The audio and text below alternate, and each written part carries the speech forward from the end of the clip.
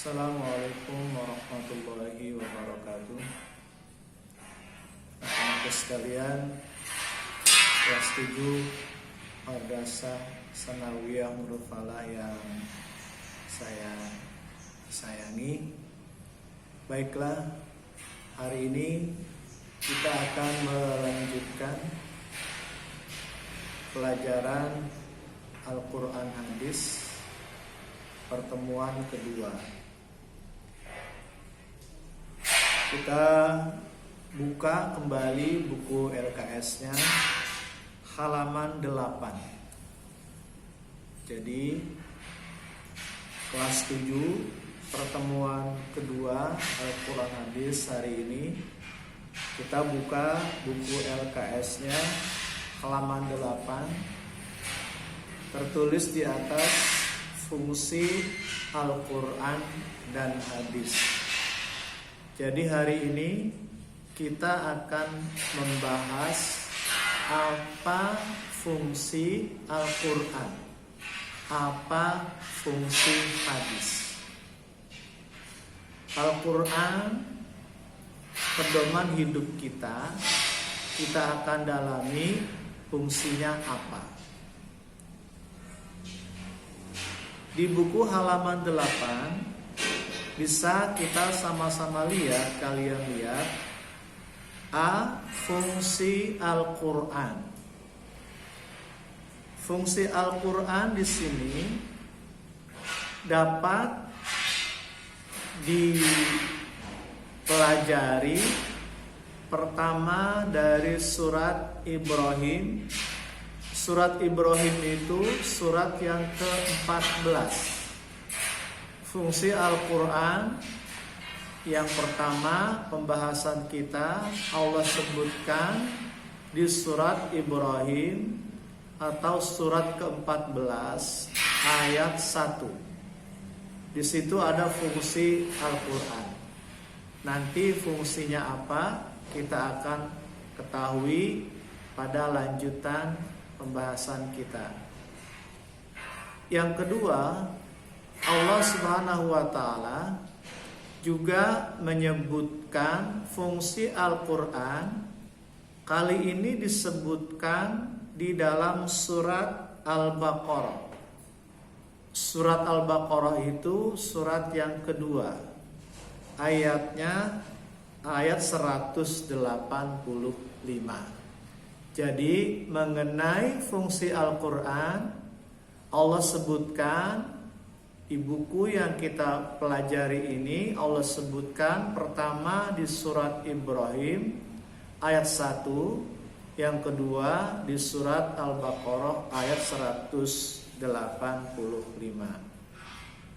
Baik, kita lihat di buku juga fungsi Al-Quran yang terdapat dalam surat Ibrahim ayat 1. Apa fungsi Al-Quran yang Allah sebutkan di dalam surat Ibrahim ayat 1? Ayatnya berbunyi, A'udzubillahi minasyaitonirrajim. Bismillahirrahmanirrahim. Alif Lam Ra. Kitabun anzalnahu ilaika litukhrijan nasa minadh dhulumati ilan nur. Minadh dhulumati ilan nuri biizni rabbihim ila siratil azizil hamid. Di surat ini, untuk mempersingkat waktu, di surat Ibrahim ini fungsi Al-Quran Allah sebutkan pada kata litukhrijan nasa minazulumati ilan nur. Maksudnya apa? Fungsi Al-Quran yaitu litukhrijan nasa minazulumati ilan nur. Fungsinya itu artinya litukhrijan nasa, mengeluarkan manusia minazulumati ilan nur, dari kegelapan menuju jalan terang, yaitu jalan yang ditunjukkan oleh Allah Subhanahu wa taala. Jadi, fungsi Al-Qur'an di dalam surat Ibrahim ayat 1, fungsinya Al-Qur'an mengeluarkan manusia dari kegelapan menuju jalan yang terang, yaitu jalannya Allah Subhanahu wa taala. Itu fungsi Al-Qur'an di surat Ibrahim. Baik anak-anak, kita lanjutkan fungsi Al-Qur'an yang Allah sebutkan di dalam surat Al-Baqarah. Masih di halaman 8 buku LKS-nya. Dalam surat Al-Baqarah ayat 185. Bunyi ayatnya, Syahrul Ramadhan alladzi unzila fihi al-Qur'an hudan lin-nasi wa bayyinatin minal huda wal furqan. Di surat Al-Baqarah ini ayat yang 185, fungsi Al-Qur'an pertama terdapat pada kata hudal linnas. Artinya sebagai itu di buku kalian ada tertulis halaman 8A. Fungsi Al-Qur'an A sebagai petunjuk hidup bagi manusia. Hudal linnas. Huda petunjuk, linnas bagi manusia. Jadi fungsi Al-Qur'an di surat ini adalah hudal linnas. Hudal sebagai petunjuk, linnas bagi manusia, sebagai petunjuk bagi manusia. Fungsi Al-Qur'an di surat ini yang kedua, Allah sebutkan wabayyinatim minal huda. Apa maksudnya wabayyinatim minal huda?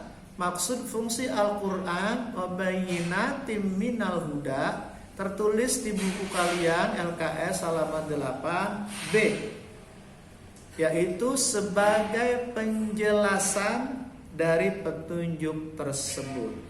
Wabayyinatin sebagai penjelasan, minal huda dari petunjuk tersebut. Itu fungsi yang kedua. Wabayyinatin sebagai penjelasan, minal huda dari petunjuk tersebut.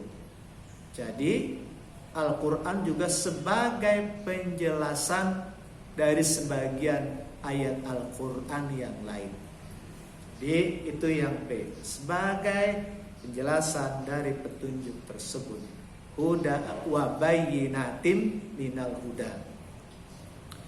Fungsi Al-Qur'an yang ketiga Allah sebutkan di surat Al-Baqarah wal furqan. Wal furqan itu artinya sebagai pembeda. Maksudnya pembeda antara yang benar dan yang salah. Wal furqan sebagai pembeda yang benar dan yang salah. Jadi fungsi Al-Qur'an di surat Al-Baqarah ayat 185 yang pertama hudal linnas atau A hudal linnas sebagai petunjuk bagi manusia. Yang kedua, wabayyinatim minal huda atau B di sini sebagai penjelasan dari petunjuk tersebut. Yang C, wal furqan, fungsi Al-Qur'an sebagai pembeda antara yang benar dan yang salah. Benar juga kita sebut dengan hak, salah kita sebut dengan batil. Itu halaman 8. Halaman 8, ya. Betul. Anak-anakku sekalian, kita lanjutkan sekarang halaman 9.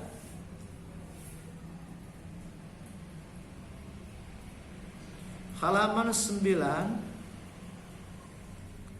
Fungsi Al-Quran sebagai pembeda atau Al-Furqan juga Allah sebutkan di surat Al-Furqan halaman 9 yang atas, ayat yang kedua dari atas. Awalnya tabarakalladzi nazzalal furqan. Jadi fungsi Al-Quran yaitu Al-Furqan atau sebagai pembeda, Allah sebutkan di dalam surat Al-Furqan ayat 1 yang berbunyi tabarakalladzi nazzalal furqan ala abdihi liyakuna lil alamina nadhira. Ada kata-kata furqan. Itu fungsi Al-Quran sebagai pembeda. Allah juga sebutkan di dalam surat Al-Furqan. Ya, itu fungsi Al-Quran. Kita lanjutkan sekarang fungsi hadis. Fungsi hadis, ya.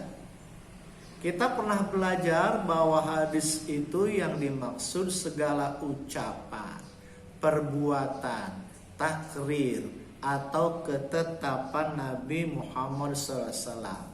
Itu namanya hadis. Fungsi hadis halaman 9. Nomor 1, menguatkan hukum-hukum yang ada di dalam Al-Quran. Tolong diingat, menguatkan hukum-hukum yang ada di dalam Al-Quran. Jadi fungsinya hadis menguatkan hukum-hukum yang ada di dalam Al-Quran. Di dalam Al-Quran banyak hukum-hukum Allah. Nah, hadis untuk menguatkan hukum-hukum yang ada di dalam Al-Quran. Nomor 1 ada tuh ya fungsinya. Contohnya apa? Kita tahu hukum berdusta itu berdosa, haram. Berdosa dan haram. Dusta itu atau bohong itu hukumnya haram, berdosa. Di Al-Quran Allah sebutkan fajtanibur rijsa, fajtanibu jauhilah ar-rijsa, perkataan-perkataan dusta. Di Al-Quran Allah menyebutkan fajtanibur rijsa, jauhi dusta. Nah, fungsi hadis menguatkan yang ada di dalam Al-Quran. Mana hadisnya? Ala unabbi'ukum bi akbaril kabair. Qulna bala ya Rasulullah. Qala asyirku billahi wa uququl walidain wa kana muttaki'an fajalasa faqala ala wa qauluz zur. Jadi ketika Nabi mengatakan, ingatlah aku akan menjelaskan kepadamu sekalian tentang sebesar-besar dosa besar. Nabi beritahu ada sebesar-besar dosa. Jawab kami para sahabat, baik ya Rasulullah. Ketika Nabi tanya, mau gak aku kasih tahu yang termasuk dosa besar? Sahabat jawab, ya baik wahai Rasulullah. Nabi melanjutkan halaman 10 sekarang. Halaman 10 yang termasuk dosa besar, halaman 10 atas, syirik kepada Allah, dosa besar. Yang kedua, durhaka kepada kedua orang tua, dosa besar. Yang ketiga juga disebut di situ, awas jauhilah perkataan dusta. Jadi hati-hati, berbohong dalam hadis ini bagian dari perilaku dosa yang sangat besar. Al-Quran menyebut jauhilah dusta. Nabi mengatakan dusta itu termasuk bagian dari ciri-ciri orang melakukan dosa besar. Dikuatkan di hadis. Itu fungsi hadis, menguatkan hukum-hukum yang ada di dalam Al-Quran. 1. Fungsi hadis yang kedua, halaman 10. memperjelas dan memperinci ayat-ayat yang bersifat umum. Memperjelas dan memperinci ayat-ayat yang bersifat umum. Ingat ya itu. Jadi di Al-Quran, kalian lihat di buku halaman 10, Allah mengharamkan Hurrimat alaikumul maitatu wadamu walahmul khinzir.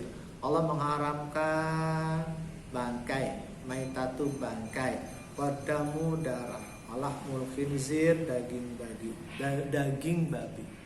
Nah di ayat ini Allah jelas menyebutkan haram memakan bangkai, tapi tidak dijelaskan, tidak dirinci bangkai apa yang boleh dimakan dan tidak boleh dimakan.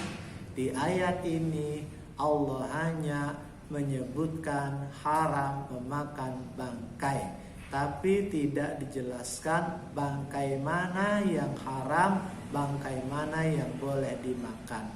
Dijelaskannya di mana? Dijelaskannya di hadis Nabi halaman 10. Uhillat lana maitatani wadamani fa ammal maitatani al-khutu wal jaradu wa ammad damani fal kabidu wattihal. Jadi ternyata tidak semua bangkai itu haram. Di hadis ini ada bangkai yang halal, yaitu bangkai ikan dan belalang.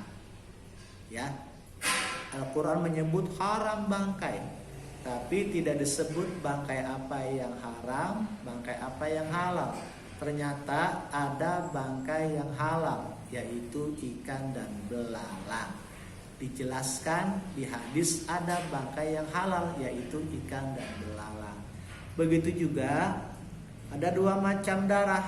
Tadi kan ayatnya menyebut wadamu, diharamkan darah.